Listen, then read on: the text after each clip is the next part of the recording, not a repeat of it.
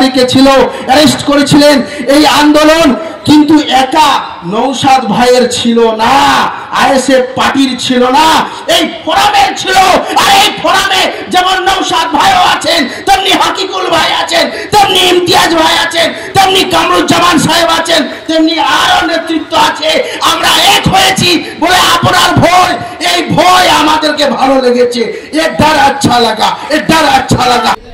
আজকে আমাদের রাজ্যের এই সরকার, আমরা দেখেছি কেন্দ্র যখন এসআইআর নিয়ে পড়েছে, আমাদের রাজ্য সরকার এই আন্দোলন করতে গিয়ে গতদিন এই আন্দোলনের থেকে 96 জনকে কলকাতা পুলিশ অ্যারেস্ট করে তাদেরকে জেলে রেখে দিয়েছিল, যেখানে পীরজাদা নওশাদ সিদ্দিকী ভাইজানও ছিল। কিন্তু কেন? আমরা তো এখানে বলতে আসিনি যে আমরা মুসলমানের আন্দোলন করছি, ভারতবর্ষের সংবিধান বাঁচানো আন্দোলন। মুখ্যমন্ত্রী কি ভেবেছেন আপনি সারা জীবন শুধুমাত্র আপনি একটা জাতিকে কাজে লাগিয়ে শুধু ভোট করাবেন? মরবো আমরা, মরবো আমরা, মার খাবো আমরা, আর আমরা বলতে গেলে আমাদের অন্যায়। হ্যাঁ, আপনারা যদি মনে করেন নওশাদ সিদ্দিকী, খোবায়েব আমিন, কামরুজ্জামান এরা মুসলমানদের কথা বলে, তাই বলবো। কেন আপনার পুলিশ দেখতে পাই না যখন শুভেন্দু বাবু মুসলমানদের নিয়ে উল্টো পাল্টা কথা বলে, তিনি হিন্দুত্ববাদীর কথা বলে, সাম্প্রদায়িক কথা বলে, আপনার পুলিশগুলো কি চুরি পরে বসে থাকে? যদি তাই হয় আপনার পুলিশদেরকে বলুন ওই নবান্নের 14 তলায় আপনার সঙ্গে শাড়ি পরে বসে থাকতে। বন্ধুগণ, আজকে আমাদের বক্তব্য হলো পরিষ্কার করুন, এই পশ্চিম বাংলা মানে এটা ভারতের অংশ, আমরা ভারতবাসী। ওয়াকফ আন্দোলন যখন হচ্ছে, আপনি বারবার ওয়াকফ আন্দোলন নিয়ে প্রতিবাদ করতে গেলে বলছেন মৌলভী সাহেবরা নাকি মৌলবাদী, ধর্মগুরুরা মৌলবাদী, তারাই আন্দোলন করছে। আপনার পুলিশ কোথায় ছিল? বনগাঁতে যেদিন পাকিস্তানের পতাকা টানাতে গিয়ে আরএসএস এর সদস্য, সনাতনী ধর্মের সদস্য ট্রেনের মধ্যে পাকিস্তানের পতাকা টানাতে গিয়ে ধরা পড়লো, পুলিশ ধরে নিয়ে গিয়ে তাকে থানার মধ্যে লকাবে জামাই যত্ন করে সকালবেলা বিজেপির বিধায়করা গলায় মালা দিয়ে তাদেরকে নিয়ে চলে যাচ্ছে, আপনার পুলিশ দেখছে। বা দিদি, আর মুসলমান যদি অনেকে বোঝে না, সোশ্যাল মিডিয়ায় দোকান চালায়, লেখাপড়া জানে না, বাচ্চা ছেলে পোস্ট না শেয়ারে হাত পড়ে শেয়ার হয়েছে, অনেক সংখ্যালঘু ছেলে আছে, তাদের দোকান তুলে দেওয়া হয়েছে, হুমকি দেওয়া হয়েছে, ভারত ছাড়িয়ে দেবো তোমাকে। তাহলে আপনার প্রশাসন কোথায় থাকে? আমরা যদি বলি সরকারের টাকায় ভারত পশ্চিম বাংলায় শিল্প চাই, চাকরি চাই, কর্মসংস্থান চাই, আপনি এসব না করে সরকারের টাকা দিয়ে খেলাধুলো, মন্দির করছেন, আমাদের আপত্তি নাই, কিন্তু আগে কর্মসংস্থান বানান, শিল্প বানান, তারপরে আপনি খেলাধুলো, ধর্ম পরে করবেন। আমরাও রয়্যালিটি দিই, আমরা তো ঈদে কোনোদিন কিছু পাই না। আর এই কথা বলতে গেলে সংখ্যালঘুরা খারাপ কেন? আমরা দুধেলে গাই, এ তো আপনার কথা। আপনি বলেছিলেন যে গরু দুধ দেয় তার লাঠি খেতে হয়, তা এখন এত লাফালে তো হবে না। আমরা দুধ দিয়েছি কিন্তু খোল আমাদের কিছু দেওয়া হয়নি, ভুসি কোনো কিছু খেতে দেওয়া হয়নি। আমরা নিজেদের ইচ্ছায় মাঠের ঘাস খেয়ে বড় হয়েছি। আমরা আন্দোলন করা আমাদের রক্ত শিখিয়েছে, এই ভারতকে বাঁচিয়েছে, এই মুসলিমদের অবদান ছিল।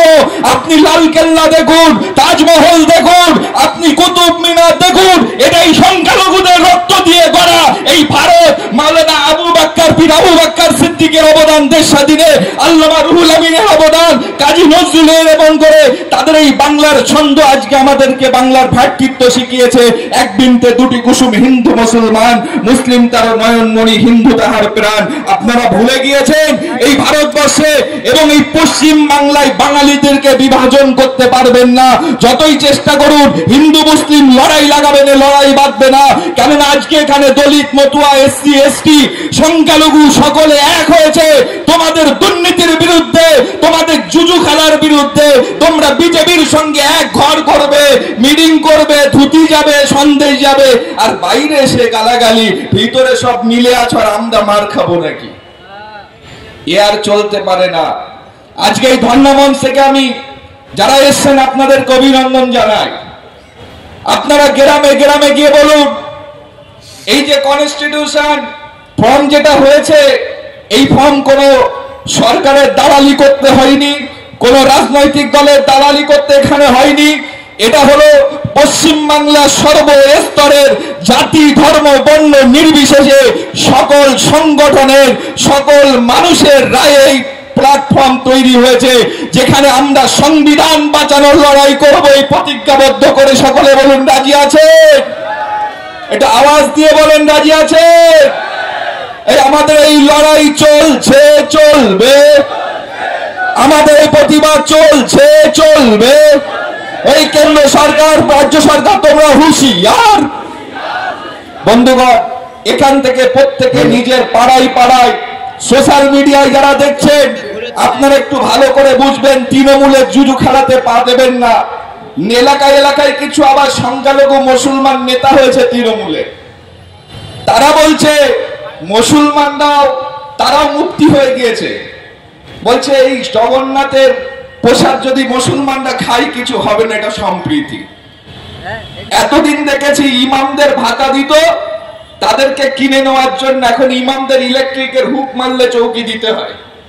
কারে মিড ডে মিল খাওয়া পাচ্ছে না পাচ্ছে, ইমামরা চৌকি দিতে হয়। ছি, লজ্জা লাগা দরকারের জাতি।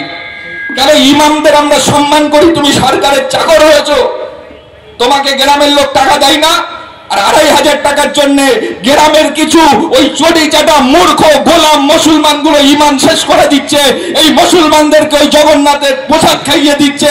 আমার ধর্ম আমার কাছে, আমরা বলছি না আপনি আমার ভাইদেরকে দেন, হিন্দু ভাইদের খুশি করে খান, কিন্তু আমরা রয়্যালিটি দিই। ঈদের দিন কোথায় থাকেন দিদি? এত মুসলমানদের জন্য দরদ লাগে, আমাদের ঈদে তো আপনার ২০ টাকার প্লাস্টিকের ঝুড়ি আর 4টে ফল, ইমামদের এই ছাড়া কিছু জোটে না। আর বাকি রাজ্যে চাকরি নেই, ২৬,০০০ শিক্ষক রাস্তায় শুয়ে গড়াগড়ি খাচ্ছে, পুলিশ তাদেরকে পিটাচ্ছে। আবার এই পুলিশের এত নেতা গালাগালি দিচ্ছে, বউ মা তুলে, এদের লজ্জাও হয় না। কেন? এদের সয়ে গিয়েছে, আমাদের লজ্জা লাগে।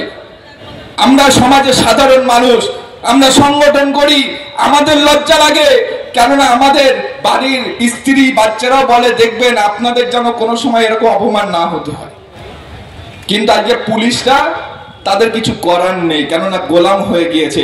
নিচু স্তরের পুলিশ গালাগালি শুনছে, আর উপর স্তরের পুলিশগুলো শুধু গলায় গলায় মিলে সরকার চলছে পুলিশ দ্বারা, যে কারণে আজকে মানুষের অবস্থায় দাঁড়িয়েছে। বিচার কোথায় পাবে? অন্যায় আপনি করবেন না, আপনাকে কেস দেওয়া হবে। দেখলেন না এই আন্দোলন করতে গিয়ে সব জেল হলো? কি অন্যায় করেছিল তারা? দেশ বাঁচানোর কথা বলছে, সংবিধান বাঁচানোর কথা বলছে। এটা বাংলার ইতিহাসে স্বর্ণ অক্ষরে লিখিত থাকবে যে বাংলার বুকে যখন ভারতবর্ষে সংবিধান ধ্বংস করে দেওয়ার জন্য ভারতবর্ষের প্রধান বিচারপতির মাধ্যমে পার্লামেন্টে গিয়ে গৌরব গগৈকে দিয়ে বলানো হয়েছিল যে basic structure judgment which is passed by Supreme Court in Kesvanand Bharati, অর্থাৎ কেশবানন্দ ভারতী কেসে বেসিক স্ট্রাকচার ডক্ট্রিন যে দিয়ে হয়েছিল, যেটা আজও সংবিধানকে রক্ষা করে রেখেছে, ভারতবর্ষে সার্বভৌমত্ব রক্ষা করে রেখেছে, ভারতবর্ষের যে সেপারেশন অফ পাওয়ার সেটাকে রক্ষা করে রেখেছে, ভারতবর্ষের সেকুলারিজম কে রক্ষা করে রেখেছে, ভারতবর্ষের ডেমোক্রেসি রক্ষা করে রেখেছে। সেই বেসিক স্ট্রাকচারটাকে প্রধান বিচারপতি, মোদির ক্ষমতা নেই নিজে ডাইরেক্ট বলা যে আমি সংবিধান শেষ করে দেব, এটা বলা মোদির ক্ষমতা নেই, নরেন্দ্র মোদী প্রধানমন্ত্রীর ক্ষমতা নেই এটা কথা বলা। উনি ভারতবর্ষের সুপ্রিম কোর্টের যিনি রাম মন্দিরের জাজমেন্ট দিয়েছিলেন গৌরব গগৈ, তাকে রাজ্যসভায় রিটায়ার করার পরে রাজ্যসভায় পাঠিয়ে দিয়ে পার্লামেন্টে বলছে যে বেসিক স্ট্রাকচারে ডাউট রয়েছে। রঞ্জন গগৈ, লজ্জা লাগা দরকার। আজকে আমরা কনস্টিটিউশন প্রোটেকশন ফোরাম নাম কেন? কারণ হচ্ছে যখন ওয়াকফ আইন নিয়ে সংবিধানের মূল অধিকারগুলো ভারতবর্ষের মুসলিম সংখ্যালঘুদের কাছ থেকে ছিনিয়ে নেওয়ার চেষ্টা চলছে, তখন সংবিধান বাঁচানোর প্রয়োজনীয়তা হয়ে উঠেছে। ওই জন্য আমরা বিভিন্ন মতবাদ রাখতে পারি, মতানৈক্য থাকতে পারি, কিন্তু আমরা এক হয়েছি, আজকে একত্রিত হয়েছি ভারতবর্ষের সংবিধান বাঁচানোর জন্য। এই জন্য বললাম যে উসুল पर अगर आज आए तो टकराना जरूरी है, अगर तू जिंदा है तो जिंदा नजर आना जरूरी है। आज के আপনাদেরকে ঐক্যবদ্ধ হতে হবে। বাংলার আমি কয়েক কোটি মানুষকে বলে দিচ্ছি, একদিকে যারা সংবিধান বাঁচানোর যেই পার্টি জাতীয় কংগ্রেস, যেই পার্টি রাহুল গান্ধীর নেতৃত্বে গোটা ভারতবর্ষে আলোড়ন সৃষ্টি করেছে, সে পার্টির অফিসগুলোতে হামলা চালাচ্ছে, সেই পার্টির লিডারকে মার্ডার করে দেওয়ার প্ল্যানিং চলছে। আর যে সংবিধান তৈরি করেছিল যে পার্টি, আর তার সাথে এখন সময় এসেছে ঐক্যবদ্ধ হয়ে ভারতবর্ষে আর দেখলে হবে না তোমার মতবাদ কি আমার মতবাদ কি, আমাদেরকে একত্রিত হয়ে সংবিধান বাঁচাতে হবে। আর আমি বলে দিতে চাই দিদিকে যে মাননীয় মুখ্যমন্ত্রী মমতা ব্যানার্জি, আপনি ভুল ভেবেছেন। এটা প্রোগ্রাম কিন্তু আমাদের যে আন্দোলন 20 তারিখে ছিল, অ্যারেস্ট করেছিলেন, এই আন্দোলন কিন্তু একা নৌসাদ ভাইয়ের ছিল না, আইএসএফ পার্টির ছিল না, এই ফোরামের ছিল। আর এই ফোরামে যেমন নৌসাদ ভাইও আছেন, তেমনি হাকিকুল ভাই আছেন, তেমনি ইমতিয়াজ ভাই আছেন, তেমনি কামরুজ্জামান সাহেব আছেন, তেমনি আরো নেতৃত্ব আছে। আমরা এক হয়েছি বলে আপনার ভয়, এই ভয় আমাদেরকে ভালো লেগেছে, এর দ্বারা আচ্ছা লাগা, এর দ্বারা আচ্ছা লাগা, এই বলে আমি আমার বক্তব্য শেষ করতে চাই যে আমরা এই লড়াই ছাড়বো না, আমরা এই লড়াই ছাড়বো না। এবং এই কথা বলি যে सरफरोशी की तमन्ना अब हमारे दिल में है, देखना है जोर कितना बाजुए कातिल में है। शुक्रिया, धन्यवाद।